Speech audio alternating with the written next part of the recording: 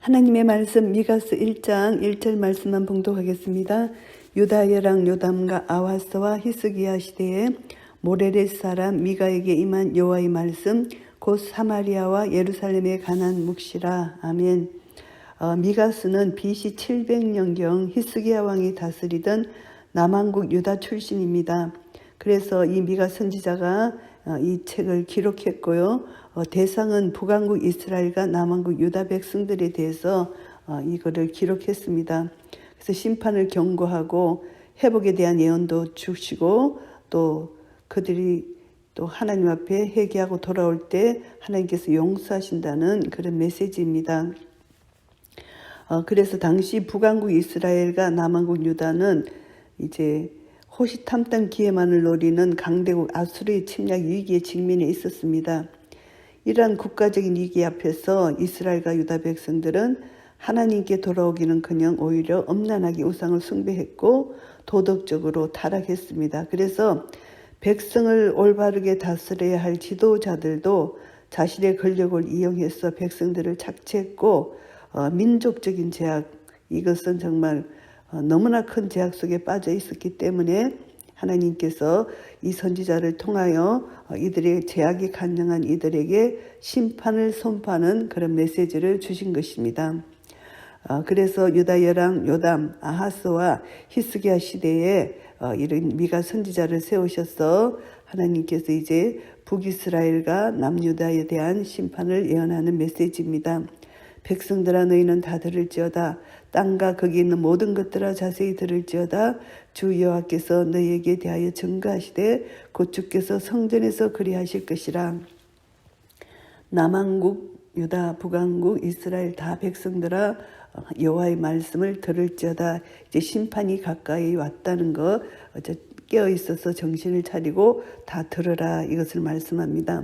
여호와께서 성전에서 그리하실 것이라. 하나님이 거주하시는 하늘을 의미한다고 볼 수가 있습니다. 주 여호와께서 또 그 처소에서 나오시고 강림하사 땅의 높은 곳을 밟으실 것입니다. 이들이 이제 우상을 숭배하고 이방 신전을 섬겼기 때문에 땅의 높은 곳, 우상 숭배하는 그들의 신전을 하나님께서 밟으실 것이다. 하늘로부터 강림하셔서 밟으실 것이라는 것을 이렇게 표현을 합니다. 그 아래서 산들이 높고 골짜기들이 갈라지기를 불 앞에 밀 같고 비탈로 쏟아지는 물 같을 것이니, 하나님의 심판을 언어적으로 이렇게 표현을 하는데요. 사마리아와 예루살렘에 당할 파괴가 얼마나 처참한 것인가를 이렇게 언어적으로 표현한 것입니다. 이는 다 야곱의 허물을 인함이요 이스라엘 족속의 죄를 인함이라. 야곱의 허물이 무엇이뇨? 사마리아가 아니뇨? 유다의 산당이 무엇이뇨? 예루살렘이 아니뇨? 이스라엘 전체가 하나님의 심판을 당하게 되는 그런 죄를 저질렀다. 사마리아 예루살렘을 의인화했는데요. 이것을 보면 이들이 우상을 섬겼다는 것입니다. 이스라엘 전체가 하나님을 떠나서 우상을 숭배했다는 것을 이렇게 표현하는 말씀입니다. 이러므로 내가 사마리아로 들의 무더기 같게 하고 포도심을 동산 같게 하며 또 그 돌들을 골짜기에 쏟아내리고 그 지대를 드러내며, 이제 이들이 우상 숭배로 영점 행음의 죄를 범한 사마리아는 하나님의 임재로 완전히 파괴될 것이라는 것입니다. 그 지대를 드러낸다. 사마리아 성의 기초가 되는 것을 파괴하신다는 이런 뜻입니다. 그리고 또 그 새긴 우상을 다 파쇄하고 그 음행의 값을 다 불사르며 그 목상을 다 해파하리니 그가 기생의 값으로 모았은즉 그것이 기생의 값으로 돌아가리라. 사마리아 죄가 우상 숭배임을 구체적으로 밝히시면서 이제 반드시 심판할 것이다. 사마리아인들이 섬겼던 목상들, 모든 우상들은 해파당할 것이다. 그리고 그들이 드렸던 재물, 우상이 준 재산 모두가 파괴될 것이다. 사마리아인들은 북이스라엘은 아수르 침략으로 인하여 사마리아가 함락되었습니다. BC 722년에서 21년경. 그래서 이 미가 선지자 예언이 그대로 이루어진 것이고요. 8절 말씀입니다. 이제 유다에 대한 심판을 예언하는데요. 이러므로 내가 애통하며 애곡하고 벌거벗은 몸으로 행하며 들개같이 애곡하고 타조같이 애통하리니. 벌거벗은 몸, 이제 예루살렘에 놓인 운명을 여기서 상징적으로 표현합니다. 죄인, 노예, 허리에 동여매는 옷만을 입었을 뿐 이들은 신발을 신지 못했잖아요. 그래서 벌거벗은 몸이라는 상징적 행동을 취해서 예루살렘이 이제 앞으로 당할 운명이 이렇게 포로가 될 것이다. 이것을 말씀하고 있습니다. 이는 그 상처는 고칠 수 없고 그것이 유다까지도 이르고 내 백성의 성문 곧 예루살렘에도 미쳤음이니라. 이스라엘의 사마리아 죄 그리고 유다의 예루살렘의 유다의 죄가 더 이상 치료될 가능성조차 없는 상태에 이르렀다. 하나님의 심판을 당할 수밖에 없다. 이것을 여기서 말씀하고 있고요. 가드에 고하지 말며 도무지 호국하지 말지어다. 베들레아 브라에서 티끌에 굴지어다. 이것은 이제 다윗이 블레셋 성읍인 가드 사람들이 사울왕과 요나단을 죽였잖아요. 이 소식을 듣고 가드에 알리지 말라고 말합니다. 그들이 기뻐하지 않도록. 이것을 이제 이렇게 말하면서 다윗이 사랑하는 자의 죽음을 슬퍼하는 것처럼 미가 선지자도 패망을 앞둔 유다를 보면서 애곡하며 정해진 유다의 패망을 암시하는 것으로 여기서 나타내고 있고요. 사비일 거민아 너는 벌써 몸의 수치를 무릅쓰고 나갈지어다. 산한 거민은 나오지 못하고 베셀이 애곡하여 너희로 의지할 곳이 없게 하리라. 이제 이들이 벌거벗은 몸, 포로된 자들이 당하는 모욕, 수치 이것을 여기서 표현합니다. 그리고 이제 성읍의 이름과 같이 용감한 사안한 거민들은 적들이 침략할 때 겁에 질려서 성읍 밖으로 나오지 못하고 성문을 굳게 닫고 성읍 안에서 갇혀 살게 되는 것. 그러니까 이름과 반대되는 그런 모습이 여기서 나타납니다. 사빌이라는 이름은 아름다운이라는 이런 순결한이라는 뜻을 갖고 있는데 이들의 운명은 이제 포로로 되어서 모욕과 수치를 당한다.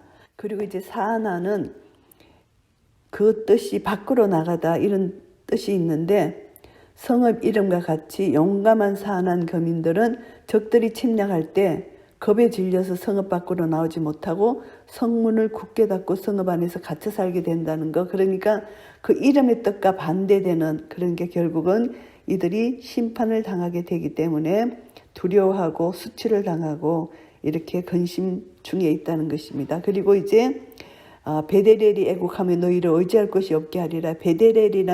베데셀이라는 이 뜻은 예루살렘 근처에 위치한 지명입니다. 이 지명은 베데셀 거민들이 의지할 수 있는 성읍이 주변에 없을 정도로 아수르의 침략으로 황폐해지며 결국 베데셀도 파멸될 것이다. 이것을 말씀하고 있습니다.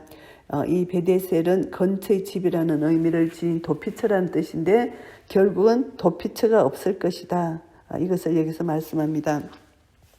그러니까 이들은 이제 심판이 확정되어 있다. 이것을 말씀해 주시는 것이고요. 라기스 거민아 너는 준마의 병거를 메울지어다. 라기스는 딸 시온의 죄의 근본이니 이는 이스라엘의 허물이 내게서 보였음이니라. 이제 라기스 거민 이제 결국은 이 라기스는 병거로 무장한 성읍이고 그곳 주민들은 전쟁에 능한 자들입니다. 그런데 아수르의 침략 소식을 듣고 전쟁에 치를 준비를 갖춰야 하는데 그러나 그 결과는 파멸이다. 그들은 준만을 타고 도망치게 될 것이다. 이것을 말씀합니다. 결국은 라기스를 통해서 우상들이 이스라엘에 유입된 것으로 보게 되면은 이들은 멸망을 당하는 이유가 이스라엘이 범한 죄의 근원이 라기스에서 왔기 때문이라고 알 수가 있습니다. 이러므로 너는 가드모레셋에 작별하는 예물을 줄지어다. 악십의 집들이 이스라엘 열왕을 속이리라.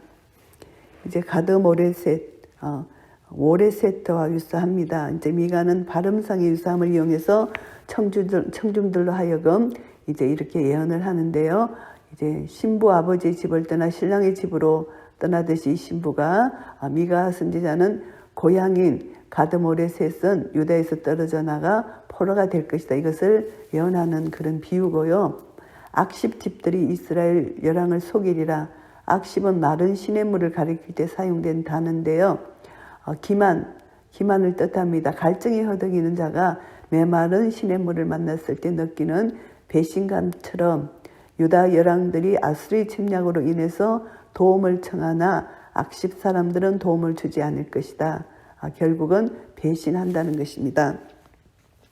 마라세 금이나 내가 장차 너를 얻을 자로 내게 임하게 하리니 이스라엘의 영광이 아둘람까지 이를 것이라.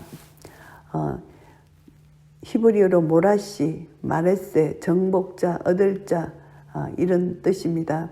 그래서 모라시와 비슷한데 정복자라는 뜻의 이름의 성읍이었으나 또 다른 정복자인 아수르에 의해서 정복될 것이다. 이것을 나타내고요. 이스라엘의 영광이 아둘람까지 이를 것이라. 아둘람은 다윗이 사울의 핍박 때문에 추적을 당해서 피하여 숨었던 동굴이잖아요. 당시 이스라엘 사람들이 누렸던 부귀와 영광은 마치 다윗이 동굴로 피한 것처럼 사라지게 될 것이다. 이런 의미입니다. 너는 내 기뻐하는 자식으로 인하여 내 머리털을 깎아 대머리 같게 할지어다. 내 머리로 크게 무여지게 하기를 독수리 같게 할지어다. 이는 그들이 사로잡혀 너를 떠났음이니라. 이제까지 이제 12소금의 파멸을 예언한 후에 이제 재난의 시작을 예언할 때와 같이 유다의 파멸을 애통해 합니다. 유다의 종말은 바벨론의 침략으로 인해 유배당하는 것이고 결국 사람들은 이 머리털은 이제 하나님의 그 보호하심, 능력과 권능을 상징한다면은 머리털을 깎는다. 하나님 앞에 구별된 자들은 머리털을 깎지 않잖아요. 그런데 유다는 머리털을 깎는다. 머리털이 없는 독수리처럼 하나님의 심판의 도구인 바벨론의 침략 앞에서 무기력하게 무릎을 꿇게 되고 파멸당하고 포로로 끌려갈 것이라는 것을 여기서 예언하는 상징적인 내용입니다. 미가서 1장 말씀을 정리하겠습니다. 이스라엘에 대한 여호와의 심판의 예고입니다. 1절부터 7절까지 임박한 여호와의 심판에 대한 내용입니다. 하나님은 이스라엘의 범죄 때문에 임재하셨습니다. 그래서 하나님이 임재하셔서 이스라엘의 허물과 죄를 밝히시고 죄악이 간영했다. 그러니까 이제 백성들이 회개하지 않고 죄악이 계속 사와갔으니까 심판주로 임재하셔서 소돔과 고모라를 멸망시키신 하나님의 공의의 심판이 이스라엘에게 임할 것이다. 이것을 말씀하고요. 하나님은 우상 숭배한 이스라엘에게 심판을 행하셨는데 이스라엘의 죄를 지적합니다. 구체적으로. 그래서 많은 표현으로 비유법으로 했는데 이스라엘의 죄악은 하나님의 심판을 받을 수밖에 없는 필연적인 결과다. 이것을 말씀합니다. 그래서 우상을 파쇄하고 엄영의 값을 불사르며 목상을 해파하고 이렇게 계속 하나님께서 이스라엘의 타락한 종교 이것을 지적하고 있고요. 8절부터 16절까지는 이스라엘의 심판에 대한 애곡입니다. 그래서 하나님은 이제 이스라엘의 슬픔과 수치스러운 심판을 맞이하게 될 것인데 이들의 슬픔을 경험하는 그런 깊은 슬픔을 경험하는 것을 하나님께서 말씀하시고 이들의 슬픔을 경험하는 모든 것은 이들이 우상 숭배하고 하나님을 덩졌다는 것입니다. 그래서 벌거벗은 몸 결국은 포로로 잡혀가는 수치스러운 모습을 여기서 표현하고요. 내 머리털을 깎아 대머리 되게 한다. 극도의 슬픔과 수치를 표현하는 내용입니다. 그래서 하나님은 이스라엘을 하나님의 심판이 반드시 필연적이다. 이것을 말씀하고요. 이들은 이제 하나님의 심판을 당하지 않을 것이라고 생각했지만 이들은 결국은 심판을 당한다.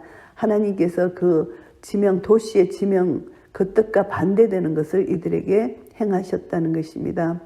그래서 이들은 그 심판을 당할 때 의아해했다는 것을 알 수가 있습니다. 사빌 아름답다는 뜻이 벗선몸 수치를 당하게 되고 사난 전쟁에 나가는 자를 이제 전쟁에 나갈 수 없는 그런 두려운 이들의 심판의 모습이고요. 베데셀은 피난처라는 것인데 이것이 의지할 곳 없게 되었고 악심은 거짓말을 의미하는데 이들은 이스라엘 열왕들을 속이게 됐다는 것. 이 모든 이 언급된 이 내용들은 이스라엘에게 임할 여호와의 진노가 그들의 일반적인 상식을 넘어서 파격적인 심판이 될 것이라는 것을 밝히고 있는 것입니다. 하나님의 말씀을 이제 완전히 저버리고 불순종하고 우상을 숭배한 이스라엘 백성들에게 대한 심판의 예언입니다. 우리 성도들도 이것을 교훈받아서 우리는 성도로서 하나님의 자녀로서 하나님만을 섬기고 경배한다는 것을 다시 한번 깨닫게 되고요.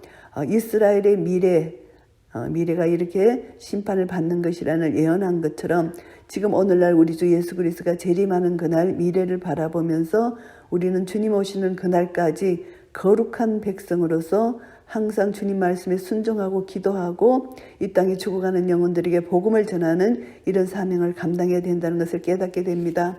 이스라엘과 유다처럼 하나님을 멀리 떠나고 우상 숭배하고 죄악에 간영한 이런 삶의 모습이 아니라 주님의 재림의 그날 착하고 충성된 종아 잘했다 칭찬받는 그런 자가 되기 위해서는 내가 거룩하니 너희도 거룩하라. 항상 말씀에 순종하고 주님의 재림의 날을 소망하며 믿음으로 하루하루 살아갈 때 내가 그리스도 안에 있고 예수님께서 내 안에 계심으로 말미암아 말씀의 능력이 나를 통하여 빛이어 나타날 때 하나님께서 영광을 받으실 것입니다. 이런 은혜가 우리 모두에게 있으시기를 예수 그리스도 이름으로 축복합니다. 아멘.